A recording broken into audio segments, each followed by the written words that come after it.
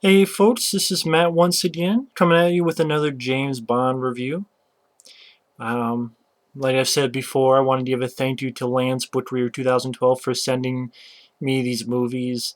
It's been a lot of fun because I've seen a lot of great James Bond flicks. Like I really enjoyed The Spy Who Loved Me and For Your Eyes Only. I'm seeing them over there. License to Kill.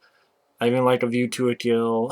I've seen some pretty fun films. And now we're getting to the Pierce Brosnan era, which, for those who want to know or those who care, James Bond films for me, I didn't see a lot of these films I'm reviewing. These are the first time I've seen them. The Roger Moore ones and the Sean Connery ones, etc. Really, before that, the James Bond films I knew were Pierce Brosnan films like Goldeneye. I saw this back in the day in 1995, around there, and I enjoyed it then. And I'll be honest, this is my favorite James Bond film because it was the first one I ever saw. It was the first one I ever saw. It's the one I grew up with, and I really like Pierce Brosnan as James Bond.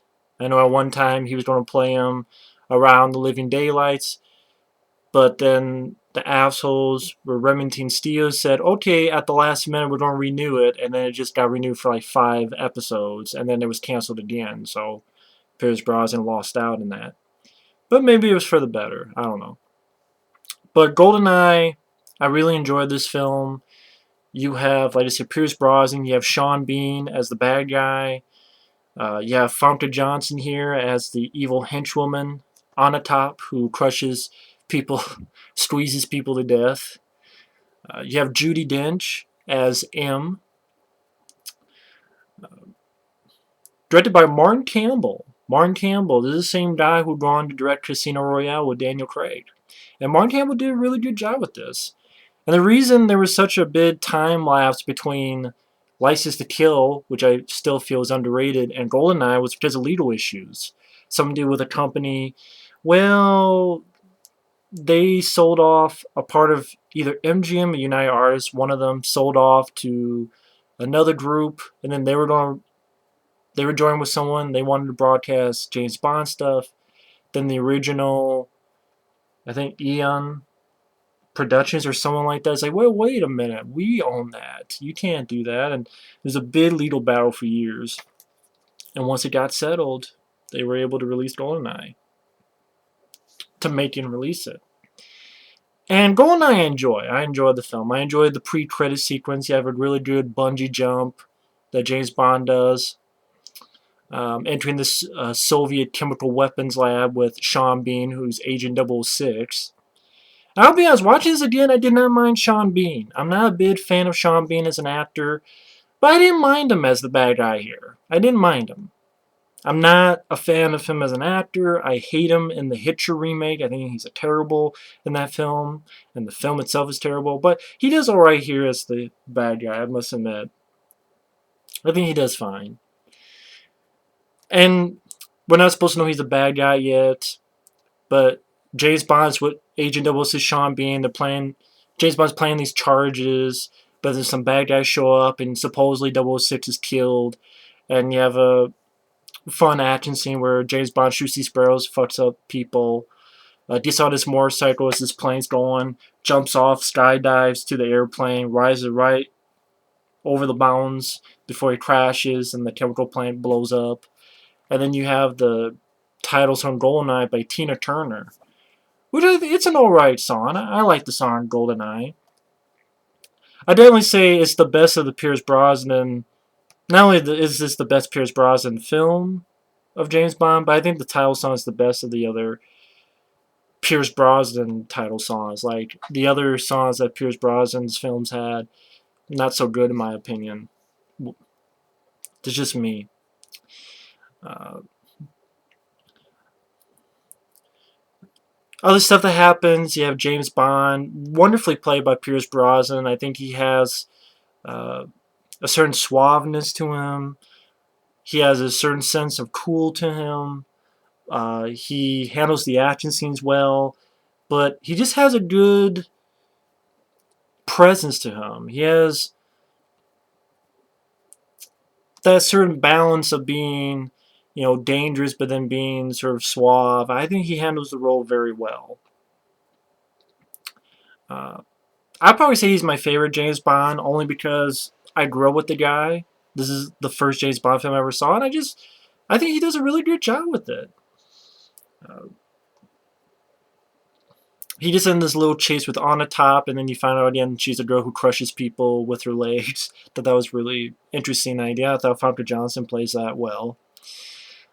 James Bond, Pierce Brosnan shows he's got some moves. He fucks a guy up with a towel, and he finds his admiral dead, and these bad guys steal his chopper.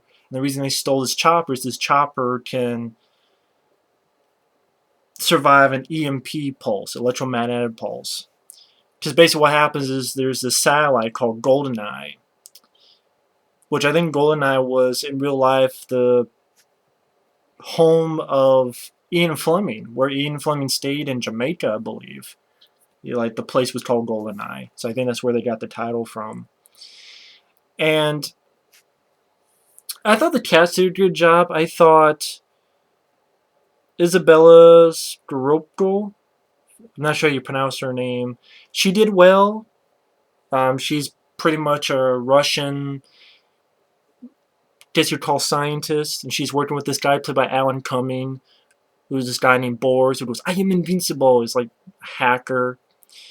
One thing leads to another. These bad guys fuck up the entire facility. This girl's the lone survivor. She barely escapes. Some well done pyrotechnics. You have a nice appearance by Q, Desmond Llewellyn. You have the BMW. You have this pen that can turn to a grenade. James Bond meets the CIA guy played by Joe Don Baker, who was in The Living Daylights as a bad guy. Now he plays a different character as an American CIA guy who helps James Bond. And then they meet this guy played by Robbie Coltrane. And they have some fun back and forth. And then you have James Bond. You have a fun scene where James Bond fights on a top. And it's sort of like a sauna. And you have some really good lines.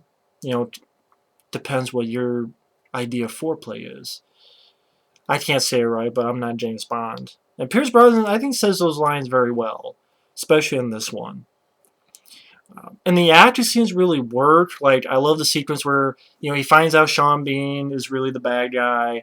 He gets captured. And I really enjoy this action sequence where Bond and this girl are trapped in this helicopter. And the missiles shoot out because it's going to come right back and blow them up. And James Bond has to hit his head against this ejector seat and eject them right before the fucking helicopter gets blown up by the missiles. I really like that action sequence. Thought that was a lot of fun. One thing leads to another, they get captured. And you get a really wonderful action sequence, really rip-roaring, fun, practical, well done. They had a budget behind this.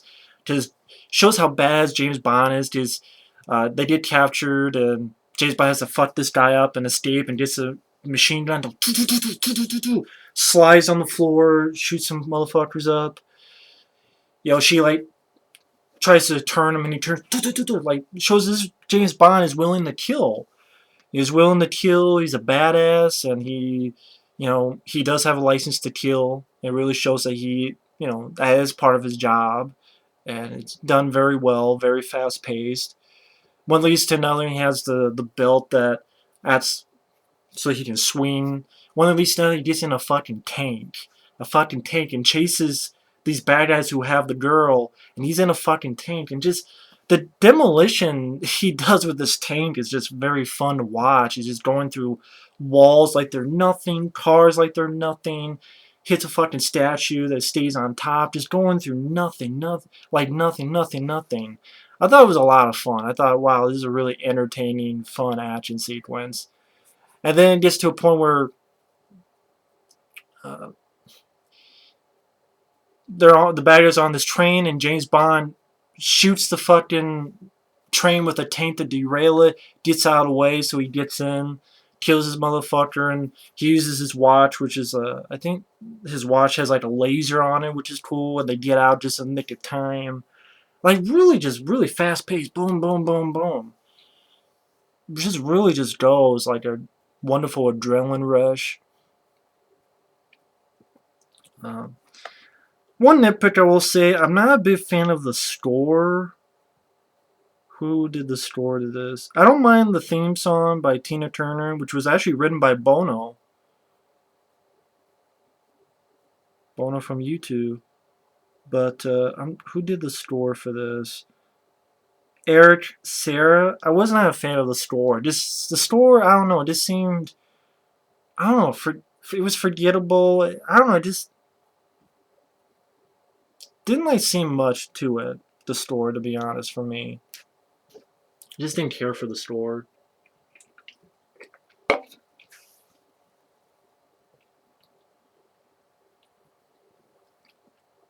But they find out the bad guys are in Cuba. They go to Cuba. They get shot down.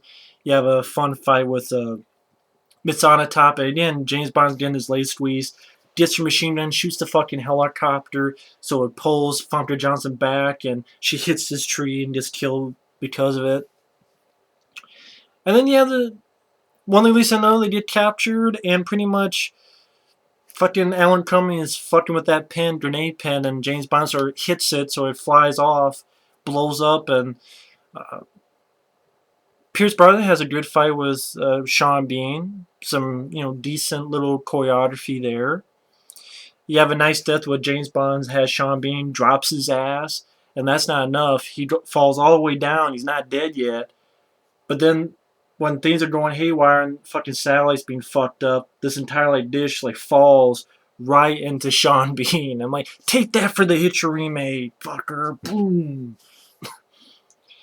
And then Alan Cumming gets a fun death scene where he thinks he survives. Like, I am invincible, and then this fucking liquid nitrogen fucking freezes his ass. I have a lot of fun with this movie. This was the very first James Bond I ever saw.